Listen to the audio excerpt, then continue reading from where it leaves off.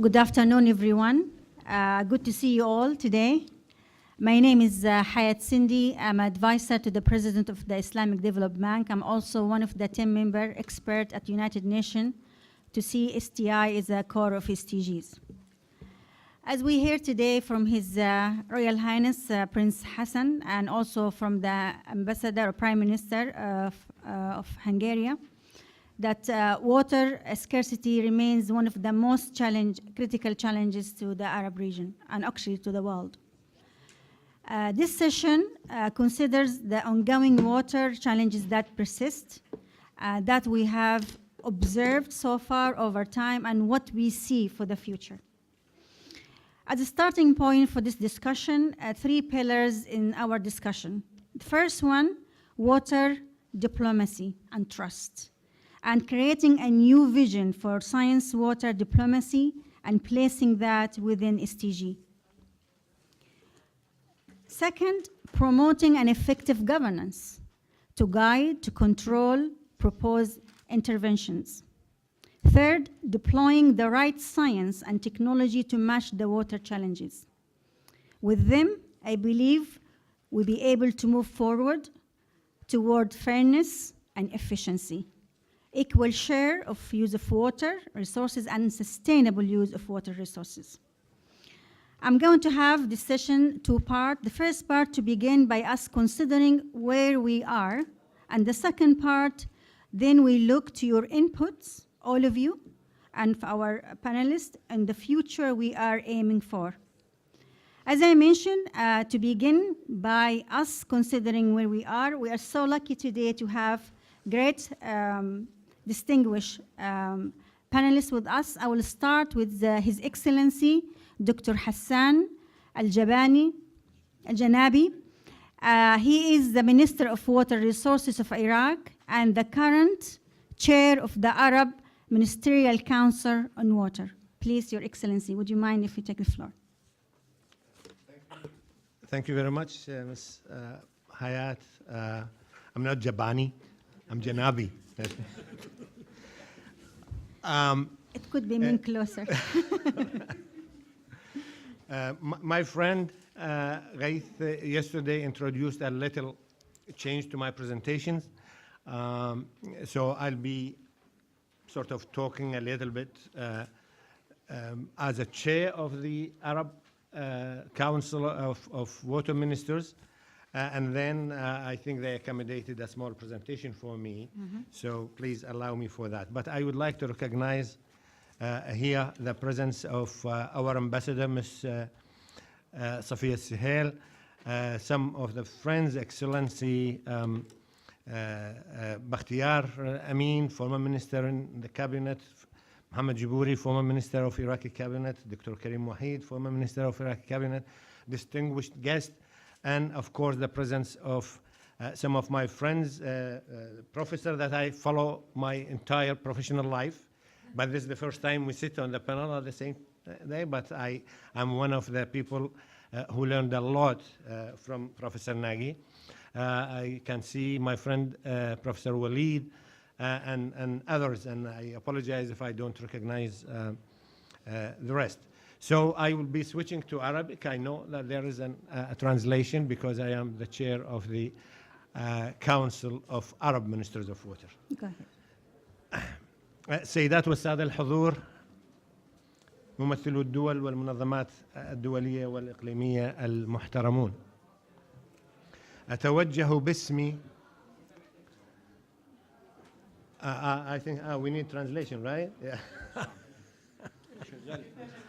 Yeah, but I think they need the, yeah, we need, yeah, Ms. Hayat, just 1 minute for them to get there. Okay, I'll stop the clock now.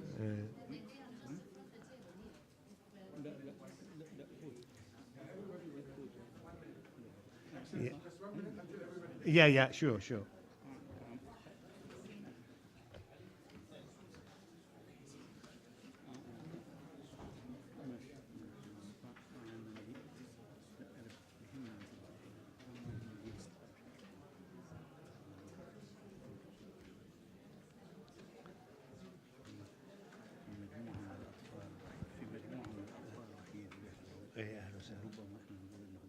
Okay, Your Excellency. Can we start? please? يا شكرا ست حياة. أتوجه باسمي وباسم الحكومة العراقية بالشكر الجزيل على دعوتكم الكريمة لحضور هذا المنتدى الهام الذي يعنى بالعلوم وارتباطها بالسلام. وأحيي المنظمين ونخبة العلماء والخبراء الذين اجتمعوا من مناطق شتى لتبادل الخبرة والرأي والرغبة بالعمل الجاد من أجل تحقيق السلم والتنمية المستدامة. وأعبر عن سعادتي لإتاحة الفرصة للحديث في هذه الجلسة الخاصة عن العلم والدبلوماسية والدروس المستوحاة من التجربة للنظر بمستقبل إدارة الموارد المائية المشتركة في المنطقة العربية. شخصيا لا أصنف نفسي ضمن فئة العلماء، لكني دبلوماسي بحكم الوظيفة، إذ شرفتني بلادي بتمثيلها كسفير في أكثر من موقع. كما أزعم أن لي خبرة متواضعة في العمل في مجالات إدارة المياه ومعرفة مماثلة بالشؤون المائية لمنطقتنا وفي العالم، واطلعت عن كثب على بعض التجارب وبالأخص تجربتنا نحن في العراق في إدارة المياه، وهي تجربة قادت إلى إلقاء مسؤولية قيادة هذا القطاع المعقد على عاتقي، فانتخبت وزيرا للموارد المائية في العراق. ومن حسن الصدف فإن منصبي العراقي قادني إلى ترأس المجلس الوزاري العربي للمياه، وأنا أتشرف برئاسته حتى العام المقبل. مثل العديد من قضايا الشرق الأوسط، فإن قضية المياه في المنطقة قضية شائكة، ولا أعتقد أن علينا أن نصبح علماء لكي نتمكن من التغلب على تعقيدات هذا الملف وتحدياته وتحقيق التنمية المطلوبة، بل علينا أن نكون أذكياء مو بالضرورة علماء، على الأقل بحكم التجربة التي خضناها مجتمعين أو منفردين، متحدين أو متفرقين، أشقاء أو خصوم، متعاونين أو متنافسين على الثروة والسيادة والمنافع وغير ذلك. فالتجربة شاخصة أمامنا بأن التنمية في منطقتنا متعثرة، وأن التحديات التي واجهناها ونواجهها اليوم هي تحديات إن لم تكن تحديات كونية global كونية الطابع فهي إقليمية بامتياز، وأن الموارد المائية المشتركة والعابرة للحدود خير مثال. هذا إذا أردنا تجنب الحديث عن الاحترار المناخي والتصحر والفقر والنزوح والإرهاب وغير ذلك، وهذه كلها عابرة للحدود وليست تحديات وطنية، وهي بالطبع ظواهر مترابطة، وتلعب المياه دورا رئيسا في تفاقمها إن لم نحسن إدارتها واستخدامها بذكاء. إن العلوم وفرص المعرفة ومجالات الإبداع والابتكار لم تكن متاحة بهذا القدر الذي نلمسه اليوم عبر كل التاريخ البشري، ولذلك لا يبدو أن هناك مبرر لكل هذا التراجع والإخفاق في التنمية الذي نشهده، مع احترامنا وتشخيصنا لبعض التجارب الرائدة والتي نحلم أن تنتشر لانتشال واقعنا إلى مستوى أفضل. فمن القضايا الأكثر أهمية في منطقتنا العربية بقدر تعلق الأمر بالمياه هي حوكمة هذا القطاع، ليس وطنيا فحسب بل إقليميا، باعتبار أن جل أنهار المنطقة ومياهها السطحية والجوفية هي مياه مشتركة، وأن المقاربة القائمة على التعاون والمنافع المشتركة وليس المنافسة والاستحواذ على الحصة الأكبر هو مفتاح عملي لفتح آفاق الدبلوماسية الناجحة القائمة على معطيات العلوم الحديثة، سواء في النمذجة الرياضية أو الهيدرولوجيا أو التحكم والرقابة والتحسس النائي وغير ذلك، مقابل ركام الحروب والاختلافات وما خلفته من تراجع ودمار في قطاعات الاقتصاد المختلفة ومنها القطاع المائي، يضاف إلى ذلك التوق إلى تحقيق التنمية البشرية والاجتماعية في بلداننا.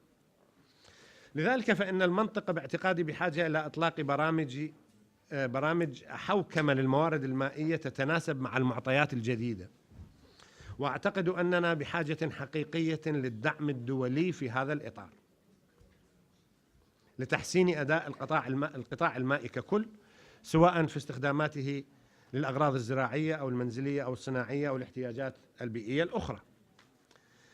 إن الحوكمة في القطاع المائي وهي معنية بمجمل القواعد والسياسات ومنظومة القوانين والممارسات الإدارية الهادفة للارتقاء بمستوى الأداء المؤسساتي، سعيا لتسهيل صناعة القرار الهادف إلى تنمية الموارد وتحسين الخدمات بطريقة تضمن المشاركة، وكذلك توزيع المسؤوليات والمساءلة، مضاف لها الانخراط الشامل للشركاء في صنع القرار والإدارة، وهذا على مستوى المياه المشتركة العابرة للحدود يمثل حجر الزاوية لإرساء السلم والتنمية والعدالة وفق ما تقتضيه مبادئ القانون الدولي للمياه، وهي الضامنة لحقوق الشركاء بحدها الأدنى على الأقل، بغض النظر عن الموقع الجغرافي للبلد، سواء كان في أعالي النهر أو في أعالي الحوض أو في أسفله.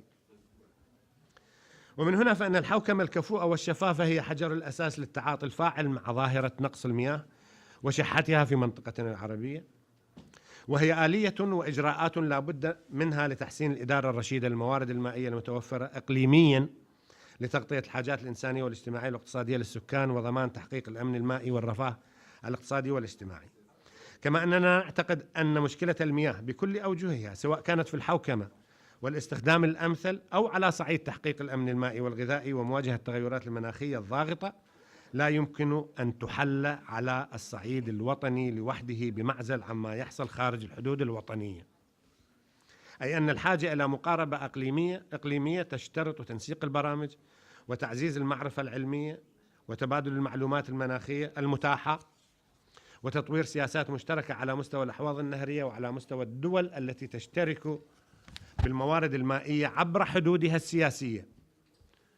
وحدود السياسية هي غالبا ليست حدودا طبيعية، ومهما بلغت قدسيتها فإنها خطوط وهمية أمام الأنهار الجارية التي تتحكم بها طبوغرافية الأرض وليس المنافذ الحدودية، ومما يستوجب برامج وإجراءات إن لم تكن متشابهة فعلى الأقل منسقة على مستوى المنطقة ككل من أجل التأقلم والتكيف مع المعطيات الجديدة ولخلق مقومات نجاح واستمرار وتيرة التنمية وتحقيق الأمن المائي.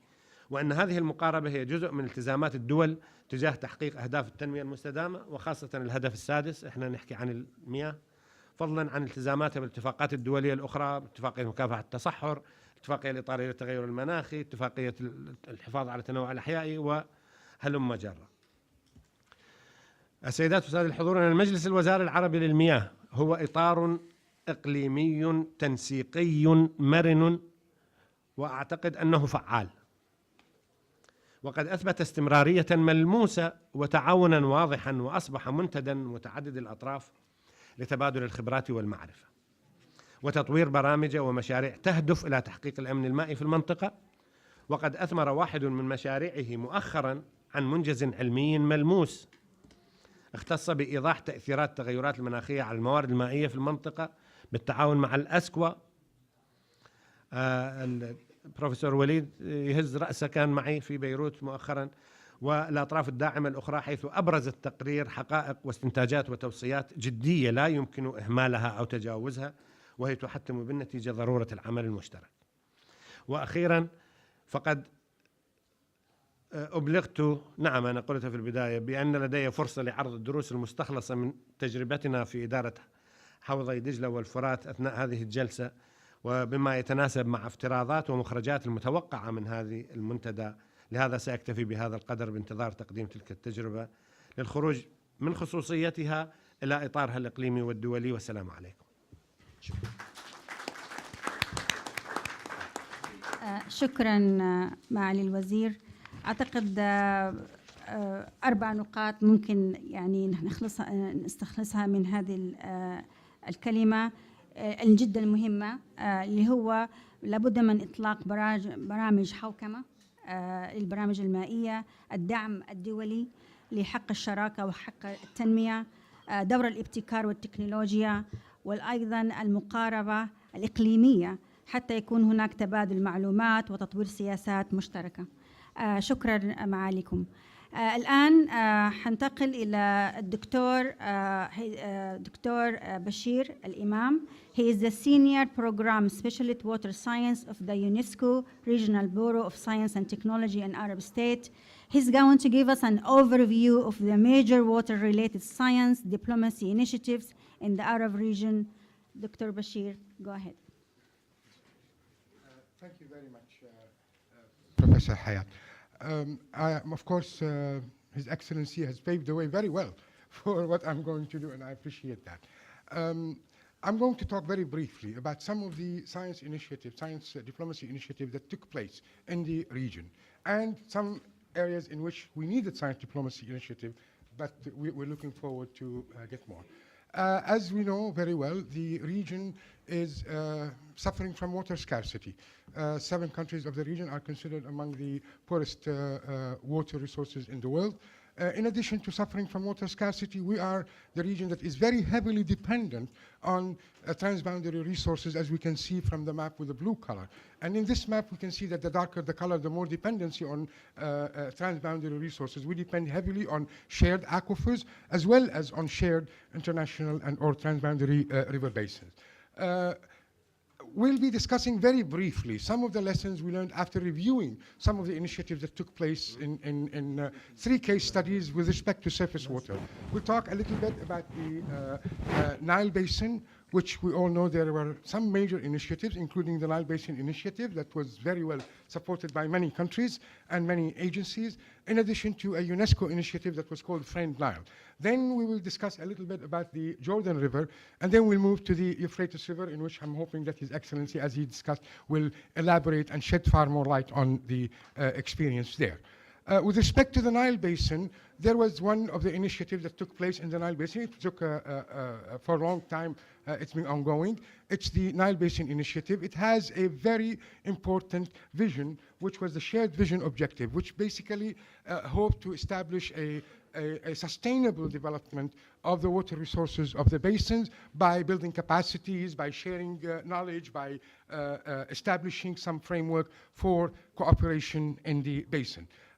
Some of the issues, of course, there are some things that were accomplished very well within the initiative, and some of the challenges. Among the challenges were the fact that the cooperation within the Nile Basin remained fragile due to some political issues, as well as in the consideration of the shared benefit. The Nile Basin Initiative focused very much on water-based shared benefits. There was no further discussion of other benefits and that could be derived from joint development of the resources and of other socio-economic development. So basically, if we try to learn some of the lessons from the Nile Basin Initiative, there are 2 key lessons: that achieving sustainable development, economic development, socio-economic development is broader than what we usually call the traditional water box. And second lesson is basically, if we have trust among scientists and technical officers within the ministries or within operational water, it is not sufficient. We have to establish trust at the social as well as at the decision-maker level. And the third issue is that the Nile Basin Initiative has attempted to do many activities on the governance, but these activities remain at the pilot scale. And as His Excellency mentioned, we definitely need a larger framework, and we need to scale up some of these governance initiatives. There was a second initiative, which is the UNESCO Friends Nile Initiative. It was purely scientific-based initiative. It focused on establishing cooperation among scientists in the 11 Nile Basin countries.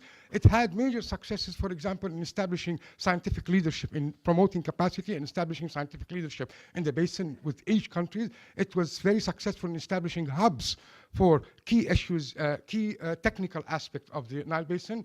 And of course, like any other initiative or any other issues, it faced some financial sustainability and continuity problems, as well as it has the impact of the political issues always on some of these initiatives. Some of the key lessons that we learned from this initiative, and we are all very proud at UNESCO of being very neutral when we do things. However, neutrality is very good, but it's not always enough, as one has to take into consideration the socio-economic and the political issues whenever doing water, whenever dealing with water and the socio-economic. We talked about the Jordan River. Of course, in the Jordan River, there were many initiatives, but they were also bilateral initiatives. Unlike the Nile Basin Initiative, where it was a regional initiative, there were more bilateral. at the country, but all these initiatives aim to build the capacities of the countries in the Jordan River, of the water sector in the Jordan River. And some of these countries have been able to develop very progressive water resources management and policies, such as in the case in Jordan. And some of the challenges, of course, were the absence of comprehensive agreement throughout the region or throughout the basin, as well as the issue of persistent of issues of inequity and the distribution of shares of the water resources in the basin. Some of the lessons learned from this initiative were the need for comprehensive regional framework, as well as the need for addressing rapidly deteriorating issues of water quality, as we know, for example, or of water itself, as we know, for example, the continuing decline of the sea level in the Dead Sea. In the case of the Euphrates, there were some reviews that stressed that, yes, there are a great deal of work going on at a bilateral level. However, some of these initiatives and the great deal of level still needs to go into a regional framework that encompasses the entire basin. And I, of course, would be honored to yield the floor to His Excellency, Dr. Janabi. Please, Your Excellency, if you can give us to share give with us us more some. details on the Euphrates. You go first presentation.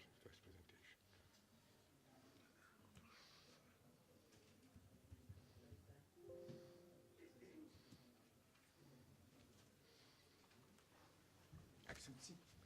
Yes, thank you very much. Thank you, Bishop. I really appreciate Ms. Hayat this opportunity, and I cannot speak as fast as he did, so I feel a little bit under pressure because sort of I'm taking his time. I have 10 slides. Hopefully, I finish in 10 minutes. That's what I requested. But this is different. Okay. So which one? This one? Yeah. So the Tigris-Euphrates River Basin or basins, of course, is a typical example of most of the waters in the Middle East that we share. You see the catchment across Turkey, Syria, Iran, and we are the most downstream country in this. The Euphrates annual average flow historically 30 billion cubic meters. Now the last 25 years it became to 16.9. So we lost all that water because of the development of a series of dams and control structures in the upstream countries.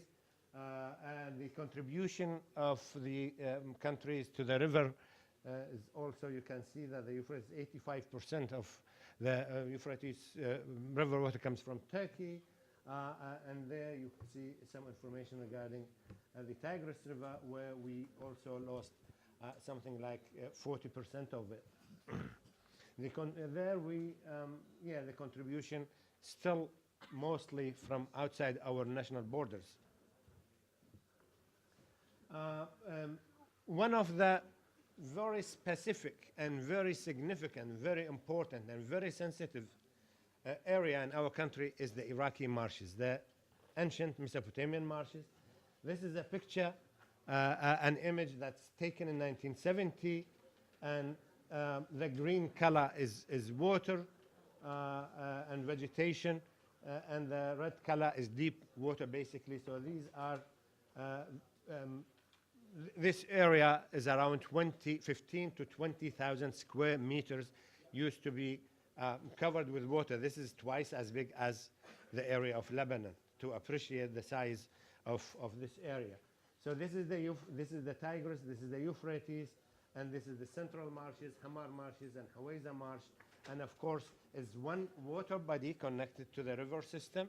And all this basically as a product of these major rivers coming together into a very flat area in southern Iraq, and with the impact of the tidal impact of the Gulf, so kept this area very fresh, and it represents, in fact, a continuation of ancient Sumerian civilization without interruption. All ancient civilization gone, except the Sumerian civilization, at least in terms of lifestyle, is continued to present day in southern Iraq. The reason for the flows in Iraq is also very specific. You see 70% of the flow occurs in 3 months between March and June in those rivers.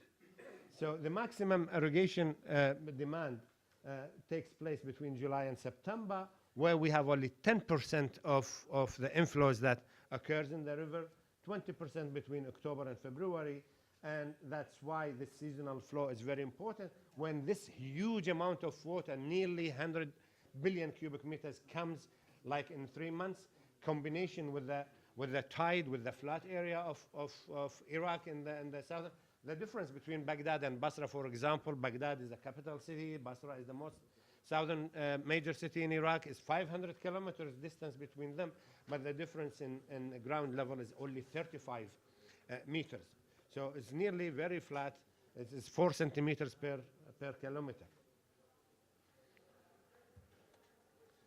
Well, what happens, this is an illustration of what happened in the Euphrates River. We have a record from 1933 up to 1998, where this is, sorry, the Tigris.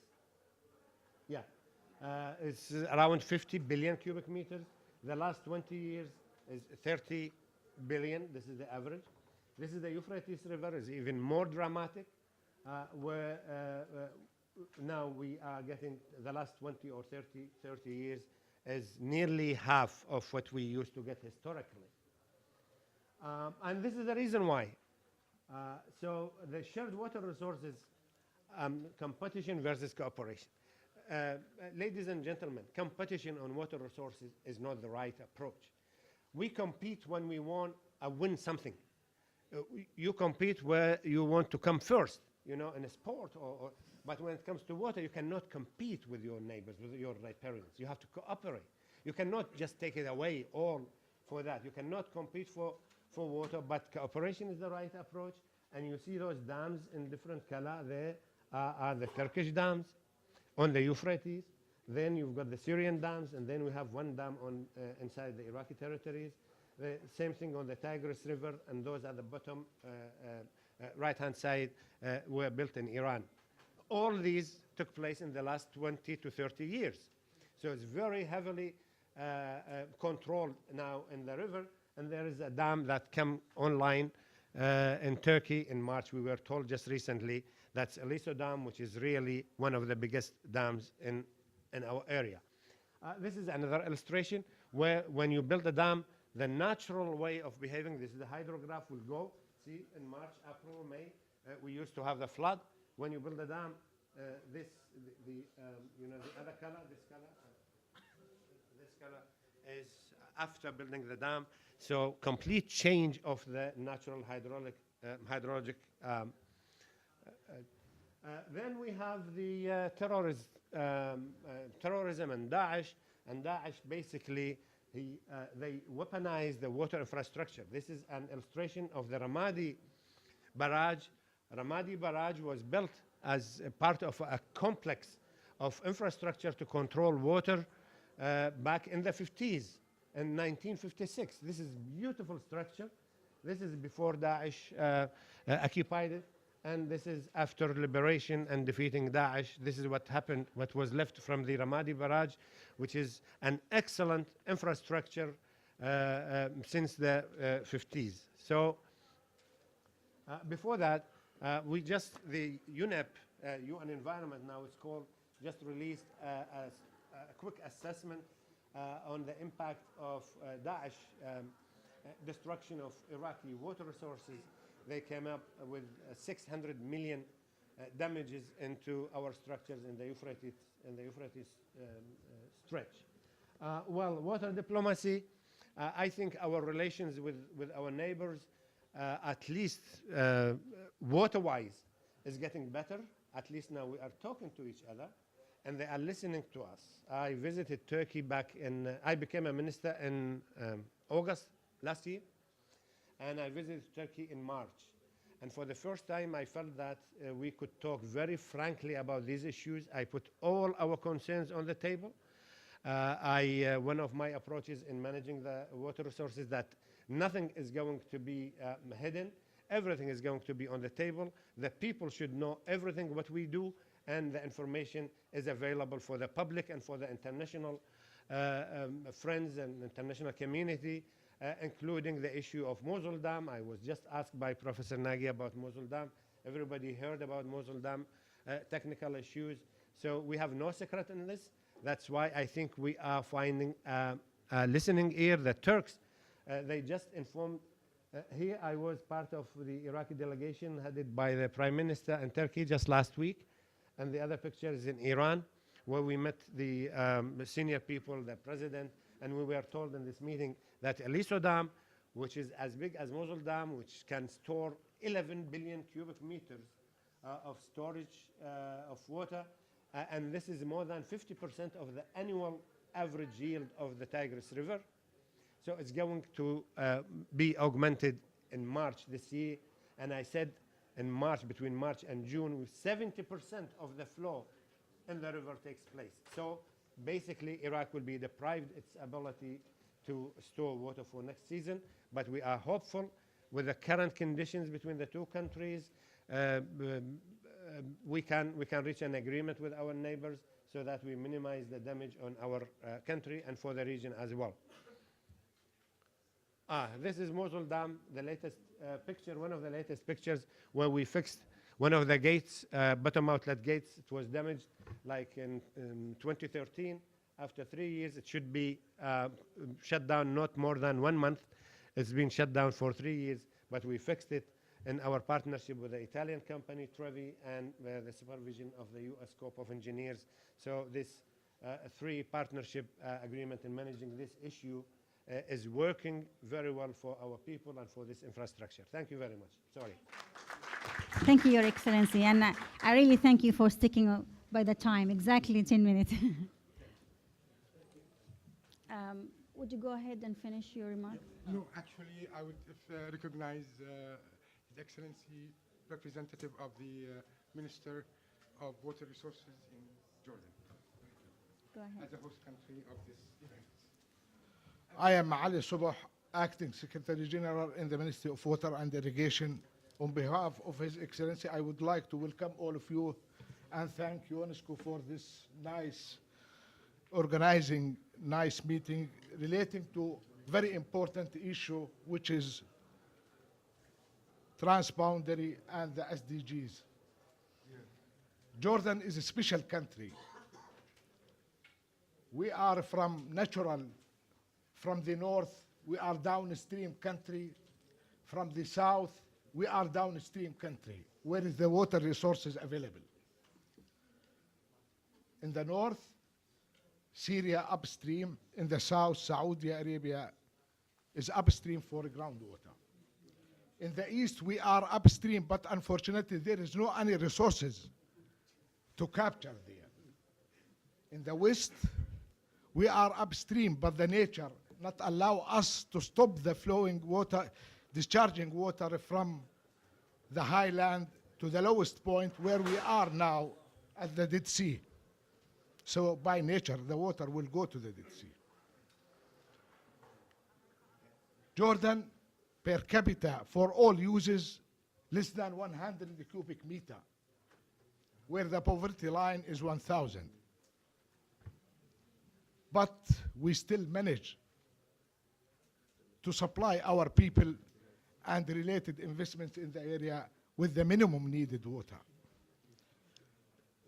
By over-abstraction, the groundwater. We abstract our groundwater more than 160%. Not because we like to over-abstract, because there is no alternatives. Because the sharing water from upstream in the northern part, where Yarmouk, as long-term average discharge was around 400 million cubic meter. Nowadays, we don't receive only 20 million per year. We build or establish a big dam with 110 million cubic meter capacity, but unfortunately, never we receive more than 30 million to be in the dam. 1 minute. We have an agreement with Syrian, but you know the Syrian situation nowadays with whom to discuss your share. With Saudi Arabia, fortunately, we have an agreement to manage TC-SAG aquifer. And I hope it will give the chance for the aquifer to sustain more and more. With all these problems, Jordan selected as one of the monitoring countries for the SDG 6. And next week, we will announce the national report about all the targets in the SDG 6, from 6.1 to 6.6. And it will be, or Jordan, one of the first countries who prepared this. And it will be lesson learned for all the scarce countries in the region to see the approach that we applied for the SDG 6, which will be announced in New York next year, early next year. So what we are looking nowadays at Jordanians, with all natural situation and geopolitical situation. You know, Jordan, since 1948, receiving fluxes from everywhere. And the last one, our brothers from Syria, 1.4 million, make a crisis on top of the crisis that is available. Nowadays, in the books or inside the border of Jordan, no any additional resources to be carried out. So we should look outside the books, outside the border. The only solution is regional cooperation between all the neighboring countries, because the sharing water for all, not for one country upstream or downstream. And we are looking in Jordan, desalination will be the only solution in the future if there is no real regional cooperation. And thank you. Thank you, Your Excellency. Dr. Bashir, you have maximum 1.5 minutes to finish. 1 minute. I first have to apologize for the interpreters for my speed in talking. Let me try to get back to my presentation. Okay. I think, is it this one? Yes. Okay. I would like to just talk a little bit about one of the issues that were very successful experiment in successful activity with respect to the science diplomacy initiative. There is a project that is done by the UNDP JEF program in the Northwestern Sahara Aquifer. The project has so far 3 phases. The first phase is based on the groundwater, for groundwater governance and groundwater shared groundwater resources. It started with a phase 1, which was basically characterizing science project, characterizing the aquifer, building tools, building shared data. Second phase focused on the establishment of a consultation, regional consultation mechanism, albeit it still needs some work on that. And the third phase was the first project which really focused on the socio-economic factors and the socio-economic in terms of the challenges to water users in the region. I will not talk too much about the lessons learned from here, but I would like to say we have accomplished, there has been a lot of accomplishment that was done with respect to science diplomacy in the region. But most of these accomplishments has already been so far on building capacities of water sector. They have resulted in better understanding of the system. There has been establishment of some different levels and different types of cooperation mechanism, but much more is still needed. And there has been an increased sense of need for cooperation, as we have seen from every single speaker earlier today in the plenary session and in the session so far.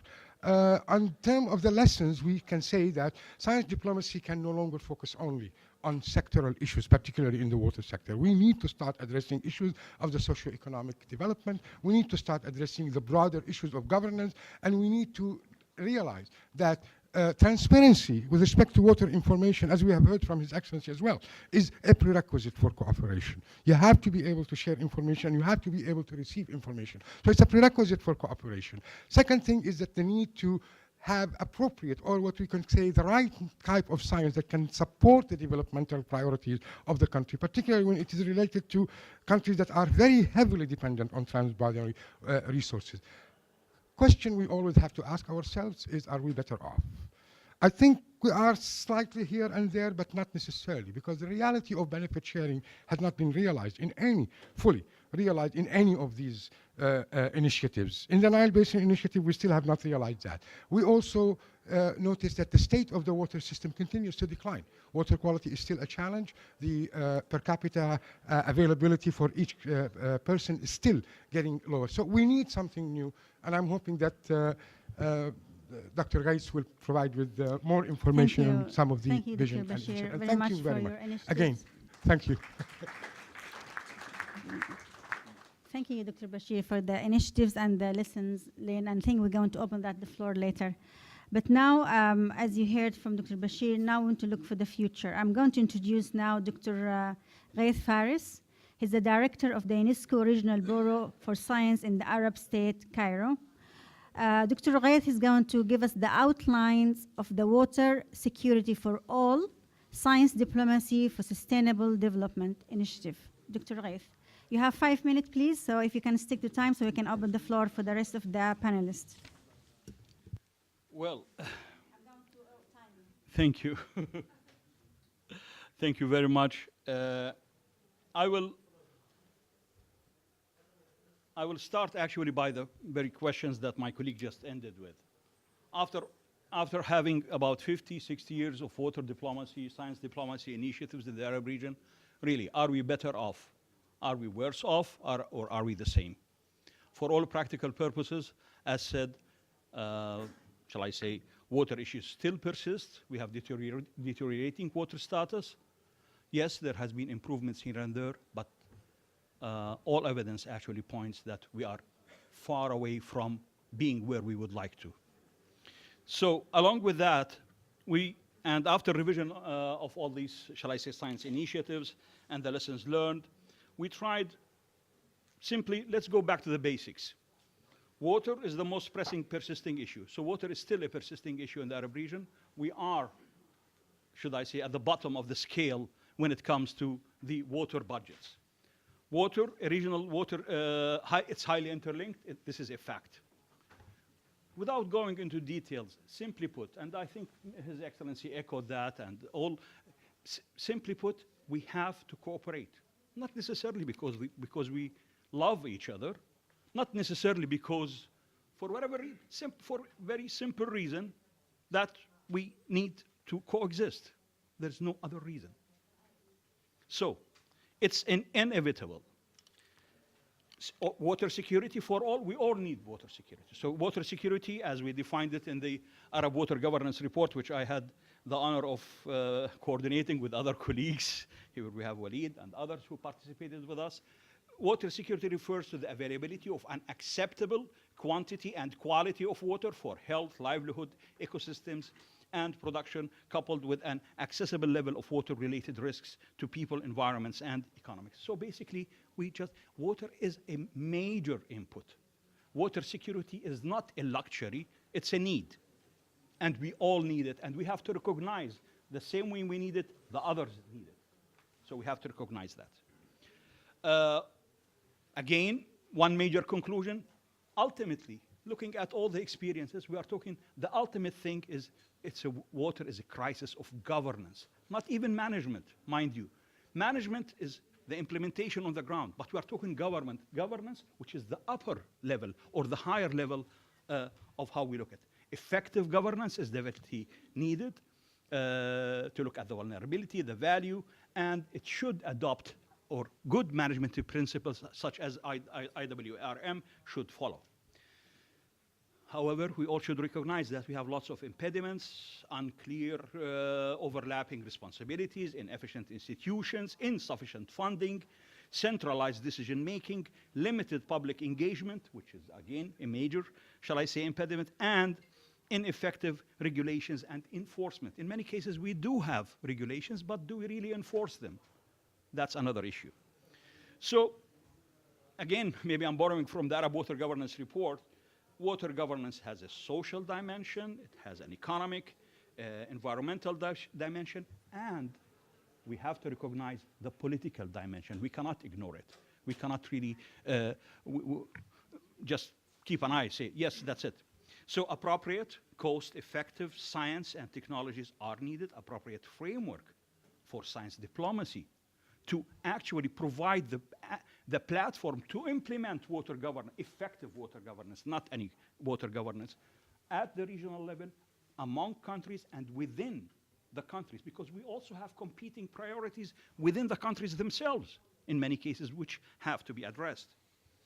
Now, within the now we'll see that we think that the SDGs, which all our countries have endorsed, provides an excellent framework of achieving sustainable development goals. So within the framework of SDGs for all peoples of the region and neighboring countries, we have to talk about not only the Arab region and the neighboring countries. As we know, many of the waters are coming from outside the official, shall I say, League of Arab States members. So we have also to look at the member surrounding or neighboring countries as well. The ultimate aid. So we are trying of science diplomacy developmental initiative that I'm going to present is to meaningfully contribute to the establishment of a regional water status that's based on, that is equitable, efficient, and sustainable, and based on sustainable utilization of the water resources. The SDGs you are familiar with, but if you look at the map, you'll see that science, water is cross-cutting. Goal number 6 in particular is really focusing and very much elaborating on water targets the IWRM, transboundary cooperation, targets on international cooperation and capacity building on that. So I will be, with the achievement of that, the suggested initiative is based on the following. Using the developmental joint mutual benefit investment agenda as the entry point. If we look at all of the science diplomacy initiatives, they have been always using the approach about distribution of water, they were always looking at water, they were water-centered, fine. But we did not cross the bridge, as we say. Why do we need water? Simple question. Ultimately, it's an input that we need for developmental purposes. So maybe we should have a little change of our entry point and to start from development, to start why we need water. Because this is a common ground that I think will maximize the possibilities of our mutual understanding, of establishing mutual goals. Rather than disputing, this is my share, this is your share, etc., and so on, which sometimes can be endless and can be easily politicized and could easily be polarized. So we are suggesting developmental entry point. We are suggesting also use of science and technology. The SDGs, if we go back, the SDGs has been labeled. And I was promised 7 minutes. So promotion of effective water governance to guide and control suggested interventions and trust building. So along with that, we have 4 major components. The first one is about achieving SDGs for all, and this includes the establishment of units to identify potential interventions, projects. One major initiative is know your neighbor. Trust cannot be built unless you know, in many cases, we establish an enemy not because he is really bad, because we don't know him. Not knowing your neighbor properly might make you think many things, including sometimes that might be illusions. So know your neighbor. So the idea is to establish access to real-time data, exchange of information, effective and efficient deployment of science and technology. Definitely, we need to have a program that would allow the effective and use of new modern technologies. Transfer and localization of knowledge cannot happen, or is a basic, shall I say, entry point that we are trying to conquer and open, and stronger, more capable partners. And here I recall an old Arabic Jordanian, shall I say, proverb, as we say to Garin ala Sheikh Wahid. We all should have the same, shall I say, starting or benchmarks of understandings. And we should have, shall I say, capabilities that are similar. A weak person cannot really negotiate with a strong one, and vice versa. So we should all have equal capabilities, at least in technical terms, so we can talk to each other properly. And we think that water security for all, here here we as UNESCO can play a major role as broker and facilitator of that, because ultimately it's the responsibility of the governments. We at the UN, at UNESCO in particular, IHP, et cetera, and so on, we are facilitators, but it's for you, peoples of the region, to decide how to advance with these things. And we'll not go into details, as I see the moderator here, more details, promoting concepts of mutual benefits, progress investment, project identification unit, we are suggesting. We are also suggesting for the Science Gateway for Prosperity, effective, efficient deployment of knowledge, joint research innovation, disseminating of science and knowledge, which we will do, and there are some details about R&D, and the matching capabilities for all, which also involves stronger and capable partners. Dr. And Ghaith, it's already 9 minutes and a half. Yeah. You- 30 seconds. Okay, please, because otherwise we won't have time for the Know rest of your neighbor, trust building, and we try to make a costing of all of that, and we think that the initial cost, which is minimal compared to the expected benefits of such a cooperation, will be around $12 million. With this, I conclude. Thank you. Thank you, Dr. Ghaith. I'll come now here the second part for the round discussion. I'm really honored to have such distinguished panelists, and I'm going to introduce him as we go along. Professor Andreas Nagy, he's the chair of the Bureau of Intergovernmental Council of UNESCO HIP. I call you the history knowledge. So you've been there, you've done it. I wanted to know from you, what can you suggest as a right approach, line of action to take for the future in terms of, let's say, I will pick one, and like knowing your neighbor or capacities for all, or of effective governance. You can pick one of the, and you have 2-3 minutes to comment. Thank you. Thank you very much indeed. First of all, Excellencies, ladies and gentlemen, let me just say that if I had students like the minister, I would be the happiest person in the world. I was here in Amman 27 years ago for the first time when I was nominated the Secretary of the International Hydrological Program, and we had a meeting of the regional meeting of the Arab states. And I was astonished what close cooperation evolved amongst those nations. So this region has shown an outstanding example ever since over the past 30 years. Excellencies, apart from that, what our chair mentioned, that know your neighbor, I would add one thing: know your subject. And the subject, the knowledge of the subject could be gained through science. So hydro diplomacy, which was not even a discipline 27 or 30 years ago, became a discipline because of science, because we can now simulate the response of the hydrological system to varying boundary conditions. And then we can show the multifaceted issues that then diplomats come and negotiate. So basically, hydro diplomacy is at the crossroad of science and diplomacy. And it is particularly important in the transboundary context ever since humanity's the population growth was triple exponential. Just recall the 20th century. The population increased by threefold, from 2 billion to 6 billion. In the meantime, the water withdrawal has sextupled. So we clearly have an unsustainable pattern in water usage, which is very dangerous in an arid area such as our region here. So therefore, trust and confidence building is very important. But how do you do that? Well, first of all, you have to understand what the subject is and how to interpret it. This is a bottle of water. If you look at this direction, for the gentleman there, it looks like something horizontal. If I look at it from this direction, this is a circle. And that's normally the center of the debate, that we have a different vision of the same subjects. Therefore, task number one is to build a joint vision. And these iterative tools, the simulation tools and the very modern mathematical models enable us to build up a joint vision in an iterative fashion. That is very important. Now, the second is, which I think is worthwhile to know, that we are before a major breakthrough in data gathering, data interpretation, and data assimilation, which we never had in the history of humanity.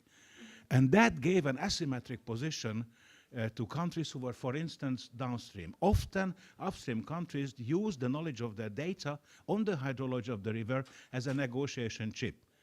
And then sometimes the downstream countries recognize that the flood is coming when they were flooded. Instead of having a data exchange protocol, instead of having forecasting services, instead of exchanging data. Now, the data secrecy was a negotiation chip, often, for many, many years. And it seems, ladies and gentlemen, because of science, this data secrecy is gone, because we can observe almost everything from the satellites with very high precision. Every single day, there is 1 terabyte data that is coming from the environmental satellites. I'm not talking about the spy satellites, the environmental satellites. 1 terabyte data is 1 followed by 18 zeros. It's a huge amount of data. And we have the capabilities. Ever since, in the mid-90s, the computational barrier was gone. We can compute almost anything at our scale, not on the quantum scale, but let's say on a meso scale where we are operating. Through these very effective algorithms, such as these big data algorithms, in real time, we can measure the state of the environment and the water cycle. We have now models that can simulate the water cycle on a 15-second basis with a grid size of 2 kilometers. Can you imagine how much data it requires on the whole world? But the benefit is, computational time is free. The benefit is that the secrecy is gone. Not only with respect to surface waters, we can measure the velocity and the cross-section of the river with 3-dimensional models, and therefore we are able to calculate discharge, but we can also see what happens underneath. The Nubian sandstone aquifer is a great example where we tested satellite models, the so-called GRACE satellite pair, which measures the gravitational anomaly. So if there is a big body under the Earth, the gravitational surface is changing. The Earth is not smooth; it's like a potato. So if there is a change in the volume, there's a change in the gravitational field, and that's what the satellite is measuring. So we're able now to infer what is under the ground. The Nubian sandstone aquifer is such a huge baby. We were never able to determine how much water is there, but we are able to do that. So data secrecy is basically gone or will be gone under operational storm. That's a very important thing. And the last remark, if I may say, SDGs. I would like to apply here a topologically non-conform transformation and change the, this usual figure what the director has shown, the 17 SDGs. Change it and ask yourself the question, what is the SDG? If I take that out, the whole thing collapses. That's water. So basically what we have a spherical body in the middle of SDG 6, water and sanitation, including transboundary issues, and then there we have poverty eradication, no more hunger, and then we have all the 2 layers around it. And that is why it is so important that in the climate negotiations, the importance of water is recognized, because climate change is all about water. 80% of the climate change is manifested through, with, and by water. So the adaptation humanity has, and you guys are facing this problem in an arid zone here, is adaptation through water management. And whether we like it or not, humanity will need more storage space. We will need more reservoirs. We will need more storage and barrages. And before you take your gun and shoot me down, I just stop it here. Thank you. Thank you.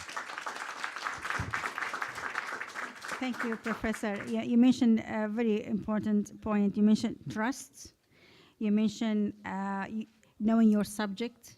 You mentioned about data, and you mentioned about water management. Here, I would like to ask Professor Tayyib Hassan. He's the UNESCO Chair on Water Resources at Darman Islamic University in Sudan. I see you as you can see the science in the big picture as an advisor. So yes, as an academician. Yes. So in time of water management, what do you think? Can you elaborate on Professor Andrea's point? Yes, I agree with him. Thank you very much. Thank you. You have 3 minutes. Yes, thank you very much. Thank you, audience, all of you, and thank you for the UNESCO Cairo office for giving this opportunity to talk to this distinguished audience and listeners.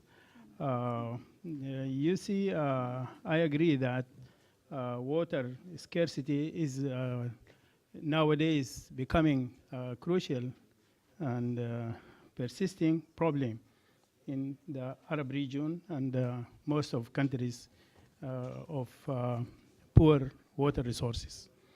This number one. Number two, there is a fact that in the last decades, the water sciences is very much improved in the theoretical and improvement in the water science.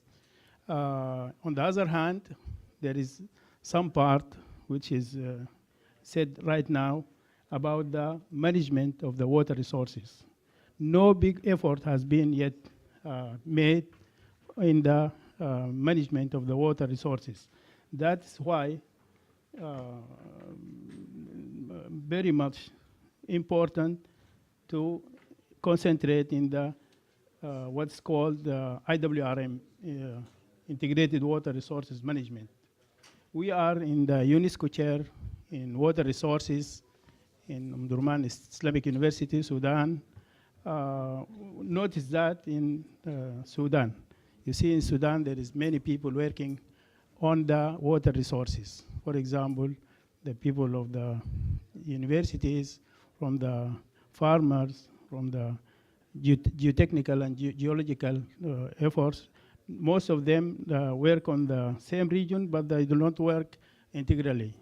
We are in the UNESCO chair, made an initiative to form integrated water resources management network. This network is very efficient now working, and there is an event this month about integrated and sustainable management of non-Nile water resources. Why non-Nile water resources? Because Nile resources are shared between others, not to get into this one. This is the point now I want to say, is that water, transboundary water is a very sensitive issue because it hits so many parts, maybe political parts. And I think the initiative now proposed by Dr. Reyes and UNESCO Cairo is very important to look into. It's going to form a good base for the future of water resources in the Arab region and the neighboring countries. As said before, 2/3 of the water resources in Arab region comes from outside the Arab region. So there must be a new initiative to manage that thing. And this initiative, as I can see, concentrate in many important or four pillars: mutual benefit for all program, effective deployment of knowledge and technology, matching capability for all, and also know your neighbor. But we have to take care of 2 points, is that establishing project identification for a unit to control the projects initiated in different countries. We have to take much care in that, because maybe some countries do not like somebody to come overview their projects. This 1 point. Another point is that the issue of sharing data and information, some countries do not find this as its own, and its security, it touches its security situation. Also, we have to take care when we are dealing with dissemination of knowledge and data. Maybe some countries do not like that. And also we have to look into what neighboring countries are interfering in that. But in all, we have to make an initiative that organizes and promotes the security of water for the Arab region and the neighboring countries. I think this initiative is going to be one of the steps forward in that. Thank you very much. Thank you very much. Leaving on this point regarding water resources and data, as Professor Andres mentioned and Professor Tayyip, I wanted to know from you, Dr. Walid Zubair, you are professor of water resources management at the Arabian Gulf University. You know a lot about governance, management program. What's your insight about the region, especially in the Gulf, and about data sharing, water transboundary, as a management point of view? Sure. Speaking English or Arabic? Okay. I think when you talk about the Gulf, you have to understand that we don't have rivers, so we will have to restrict our discussion on the transboundary groundwater systems. But just before I start, I would like to say three things, three points very quickly. To my understanding, that there are 276 river basins, and we have about 50% with legal binding documents, but we have over 600 aquifers in the world. We have only 5 aquifers that are being really having an agreement on them. But the good news is that 2 of those 5 are in the region. So we have a very good experience in the region. We have the Nubian sandstone. There is a legal binding document, and we have also the northwestern aquifer between Algeria, Tunisia, and Libya. So this is a very good news. The other thing is that we have to be very realistic. We normally say water has a political dimensions. No, it's actually politics has a water dimension. We are not going to be solving the politics problem from the water sector. So we are receiving, at the receiving end, water is being used as a bargaining chip in the other things. So when the countries are having a conflict, they don't look at water except as a bargaining chip, and it's not the water. So we cannot solve the problem of the politics, but we can try as scientists to make things. Now, Dr. Ghaith has presented the 4, and another thing, most of the groundwater systems that we are having are non-renewable, so this makes it even more complicated than the normal renewable groundwater system. So we are talking about shares of things that it's like a cake that you want to cut it, or the oil business. But maybe that's also an advantage that we can use it well. Now, when you talk about the 4 points that you have mentioned here, and I'm not going to talk about the SDGs because we have 2 actually indicators in tier 2 for the SDGs, but I'm going to talk about the capacity building, the exercise, and the data collection, and all these things that you want.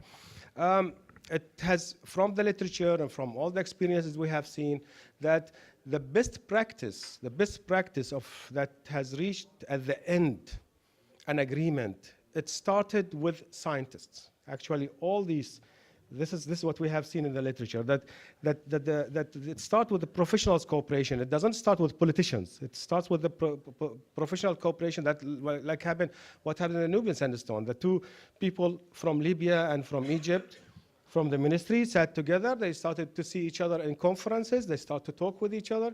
They realized that this is a shared resource. They have to convince the decision makers that they have to share it equitably and sustainably. So this is the best practice. This next thing from the best practice that we have seen, that the exchange of information and development knowledge base was the second thing.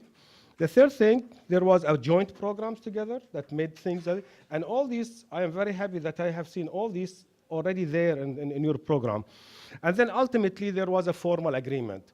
And the approach was the incremental approach. You don't jump immediately. You go slowly, and you build trust, as you have said. And this is in case for the capacity building. But I think in the capacity building, you have mentioned governance, technical, and decision-making skills. And I think you should add to this the law, water law, as an important topic. It's not only the governance, it's not only the technical, it's not only decision making, but also legal issues, the institutional issue. This is very important to be added, and maybe Nadia has elaborated on that. Know your subject, negotiation skills also are very important in this type of things. You have to have a negotiation skills to do such a to reach the agreement. And these are I think very, very important. The law, we don't have yet a law for transboundary aquifers. We have a draft law of 19 articles. These are almost reflection of the non-navigation law of 1997, and these laws This law has to be understood. It has the same principles, the no harm, the cooperation, the data, and all these things. But there are so many, you know, and the protection of groundwater. But they need to be.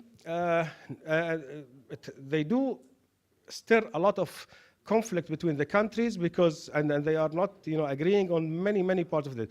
This has to be taught to the people. You have to know as professionals what is in the draft, the 19 articles, what do they mean for us in the practice.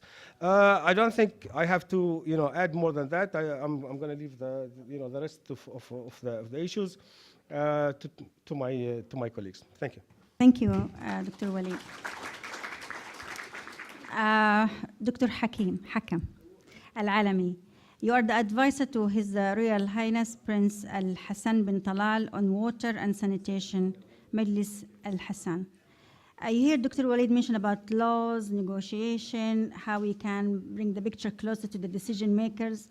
Tell me about the future, what it takes to make that, close the gap and make the decision maker. I mean, what is likely to have the good policy and diplomacy for water? Well, thank you so much for giving me the time, though I feel that I have to race with the time now. Well, actually, I'll go back to the point where His Royal Highness has set the tone in the morning session, where he said that no country can solve its own problem by itself. So, having this said, we need to include in any water policy that we have a very important thing, that is the demographic change that is unprecedented in this time, this difficult time. I mean, I agree with you that we do not have a shared vision for the region, and projects by itself are projects. They do not help the region to promote itself and to face its challenges as well. So if you really look at food, water, and energy, they are interdisciplinary and inseparable.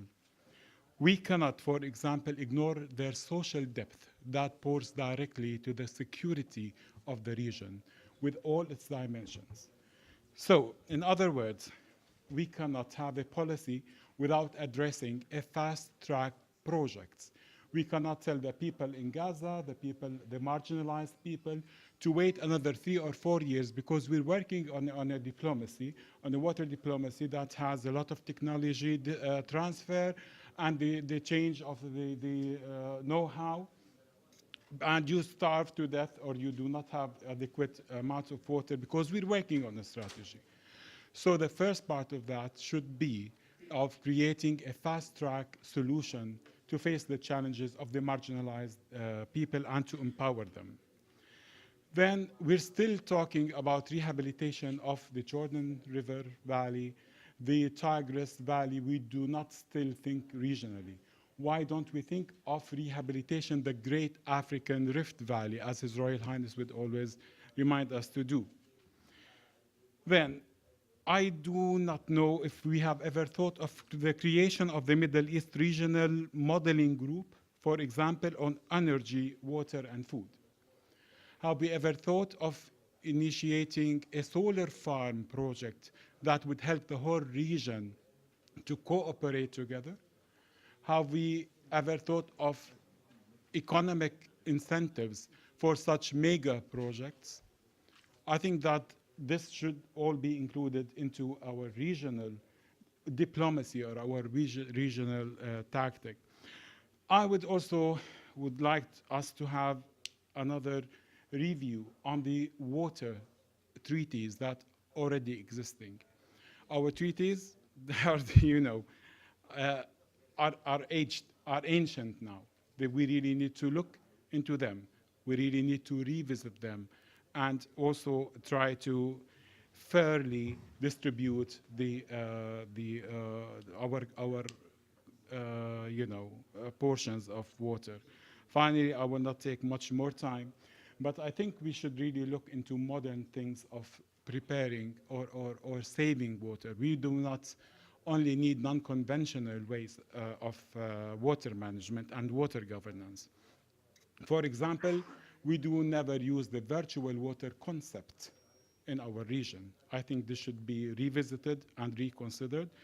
And I would also like to say that if you look at the most consumer for our water portion, this is agriculture. Some countries use up to 80 or 90% of their water resources for agricultural purposes. So what we really need to include in our water policy things is water irrigation, our management technique, to get more food production using less amounts of water, to double or triple our food production using the same amounts of water, if not less. I think that I've highlighted the most important things I wanted to say. Thank you. Thank you, Professor Alami. We like shared vision. We need to really revise our water treaty. We need to have a modeling program initiative for energy, and also we need to have modern techniques and how we can have a modern techniques for irrigation. Now I wanted to move to Dr. Yusri Khafaji. He is the Undersecretary of Public Properties, Ministry of Water Resources and Irrigation in Egypt, and this is exactly the following point. For me, I see as a diplomat. Yes, Yes. thank you very much. And just to pick up on a point what Dr. Alami mentioned about how we can have in our policy in terms of irrigation and agriculture, and how we can have modern technology, because this is here how we can see science and technology really affect or give us like a better way of sharing the water resources and management. Okay, thank you very much for the introduction. And I thank Dr. Alami for his excellent viewpoints he referred to. First of all, let me pick up or take from what Professor Nagy mentioned concerning our vision. And if we look at the water, this bottle when it is like that, and cylinder or whatever and so on, we have to pay more attention to the end users, yeah? The end users everywhere. We are managing the water as managing directors for water management or policymaker or whatever. But the end user, we have to look at and think about their needs. Also to consider the popular diplomacy in our vision when we are setting water diplomacy. The popular diplomacy might bring visions in the countries as end users.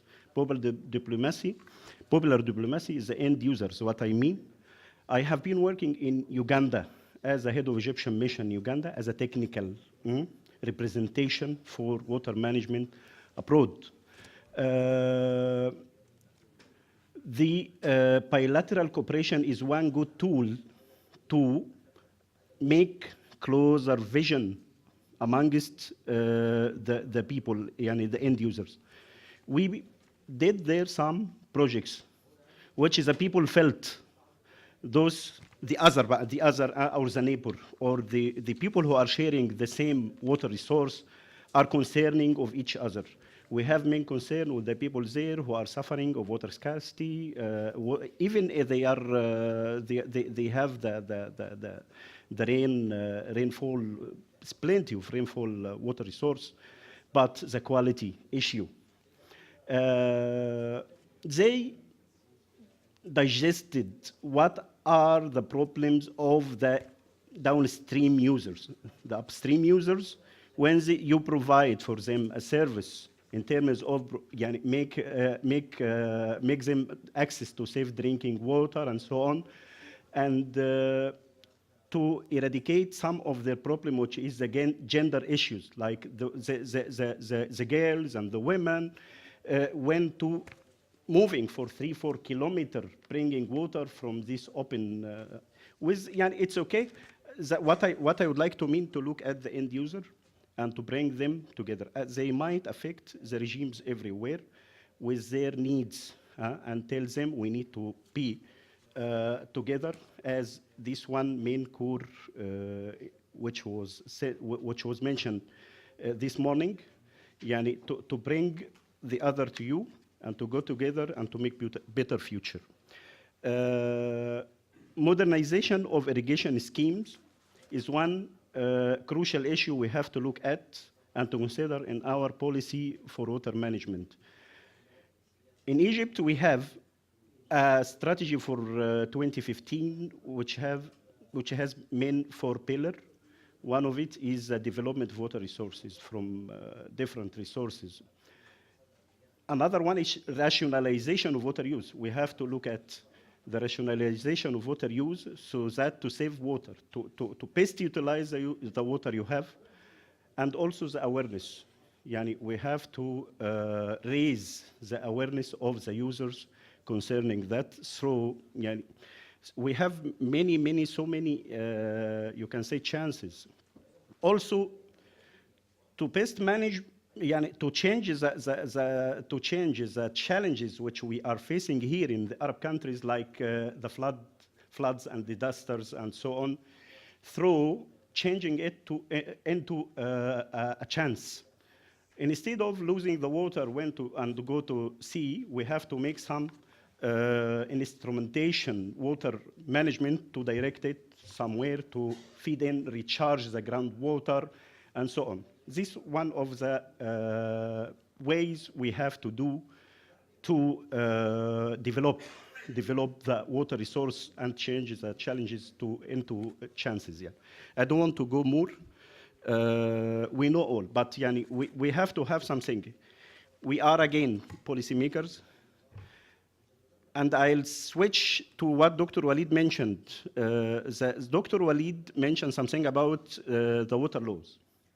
Water laws has to be respected very well.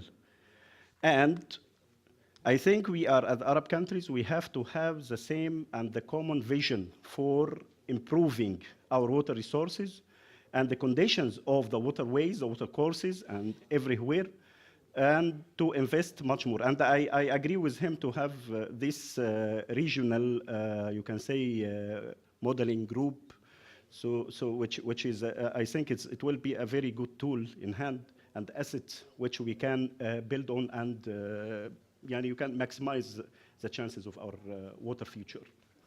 Thank you very much. Thank you very much. Because I'm the moderator, so I have to ask questions for each one of you, and you need to take about maybe a few seconds to answer.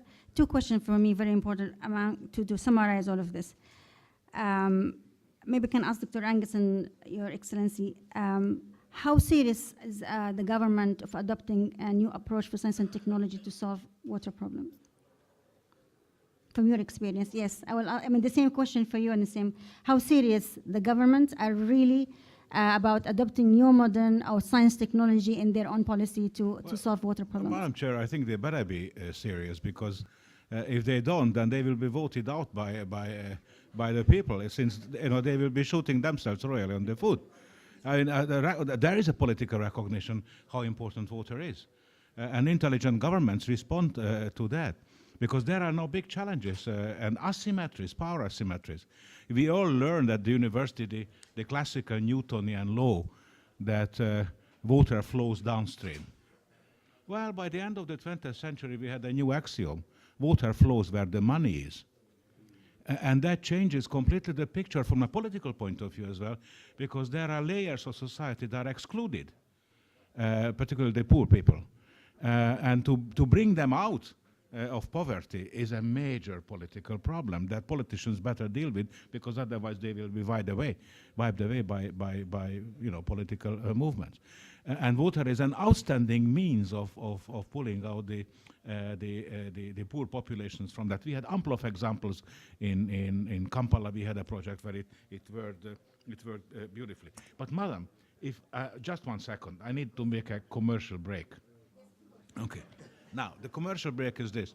We have heard it this morning from His Royal Highness Prince Hassan that a report has been published by a global panel on water and peace. Here is the report. The title of the report is A Matter of Survival. And I had the immense pleasure to work with His Royal Highness and Dr. Hakam also was in that group. This is a 100-page document which you can fish out from the internet.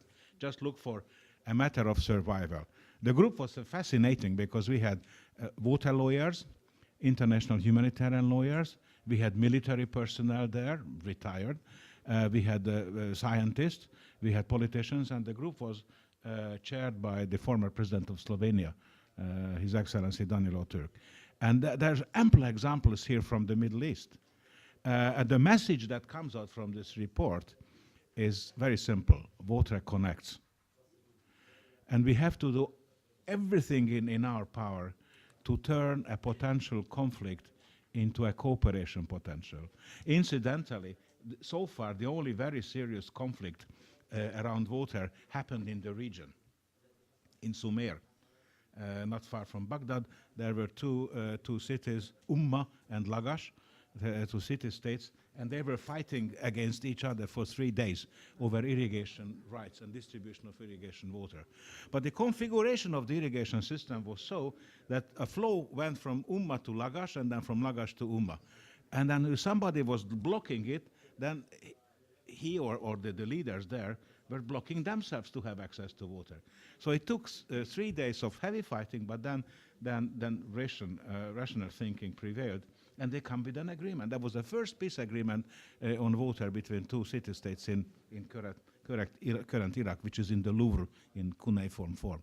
And then perhaps we have to learn from that 4,000-year example. Thank you very much, Your Excellency. Of course, I agree with Professor Andreas Nagy that the government has no choice but to take this issue very seriously. And I have an example last week when we were in Turkey. We were a very heavy delegation with 5 or 6 ministers, with the Prime Minister, talking issues, terrorism and oil and smuggling and whatever, all these issues. But our Prime Minister requested me to speak first in the presence of the Turkish president and his delegation, which means that water issue is being elevated to the highest possible level in terms of government consideration of the issue. But this is, saying this, there is the difference is in our capacity to manage this or to sustain this diplomacy or diplomatic efforts, if I may say. The problem with Iraq, for example, compared to Jordan, Jordan has always been a dry country, and they have made this very successful efforts and making water and meeting the needs of the population. So in terms of their adaptivity, they are already adapted to a very severe, harsh conditions in terms of water scarcity. In Iraq, it is the other way around. We used to have this culture of flood, of plenty of water. Now we have to go the opposite way to deal with the culture of drought. It's not only natural drought, but this is a drought caused by human control on the water. So this is very hard. So of course, forgetting about the declining water, oil prices, terrorist attacks on our nation, all what we have suffered in the recent 3 or 4 decades, we still need to make this change and for this change to take roots in the society. Now, for example, if we have a natural drought, we get the blame from the people. The people have not yet understood that this is going to happen very severely. I am getting messages out there to the people, and I think, my colleagues here, they can verify, I think that people also started to listen to our ministry because we have nothing to hide, and I want to bring them not only on board to understand, but also to support themselves, so that they need to be resilient, and for the government also to be educated in terms of enhancing the resilience of the people, particularly the people in the marsh areas who are very vulnerable. We have more than 30% of our population live in the countryside. They are completely dependent on the flow of water. And one thing, that all this water that used to come historically to our country until the mid-70s, early 80s, Now we find that all this water that used to come to us historically now is being controlled by our neighbors, and we don't have long-term agreements with our neighbors. So that's why our challenge to make this, this long-term agreement, or try to get our neighbor to understand, or understand your neighbors. This is not very easy in our context, but we are not giving up. And with the support and understanding of international community, we probably can get there. Thank you very much.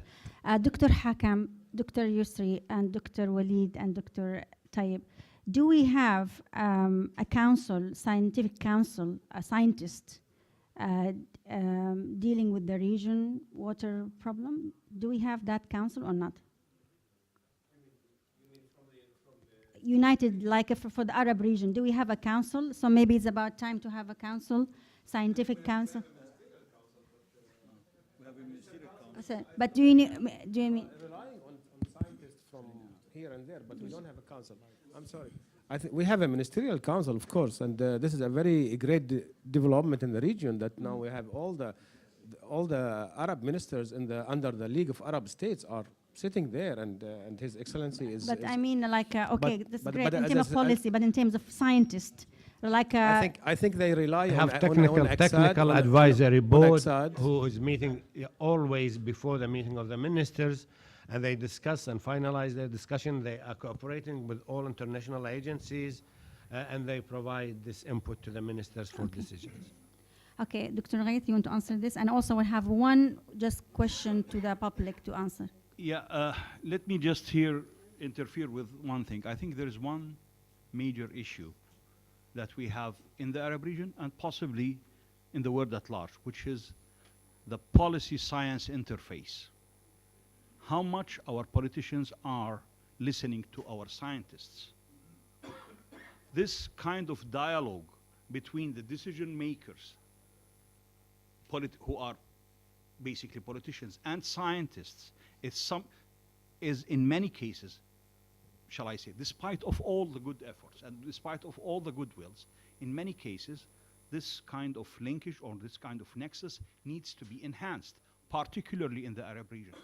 Now, what we have been trying to actually introduce is to engage the developers, the planners, the investors, because let us be more frank that this policy, shall I say, scientist water nexus has lots, shall I say, has not yielded the outcomes that we are aspiring for. Now, introducing the investment as, the developmental perspective as an entry point, the investment, in other words, the joint benefit, the direct, in other words, the immediate, shall I say, low-hanging fruits that would, around which, shall I say, both scientists and politicians would crystallize their efforts, and then we can actually reach that. So again, my point is how can we nourish this science, development, politician triad that would really enable us to cross the bridge. So, one question, please. Just one question. I have time because already now 6 by. Okay.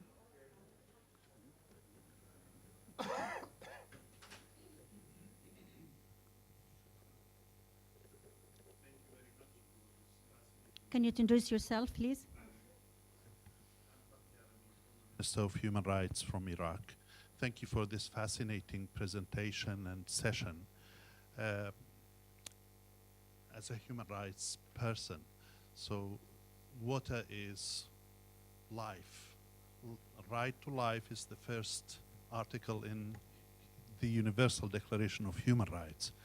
Unfortunately, the upstream countries, in particular in our region, have dealt in a very arrogant manner with the downstream people.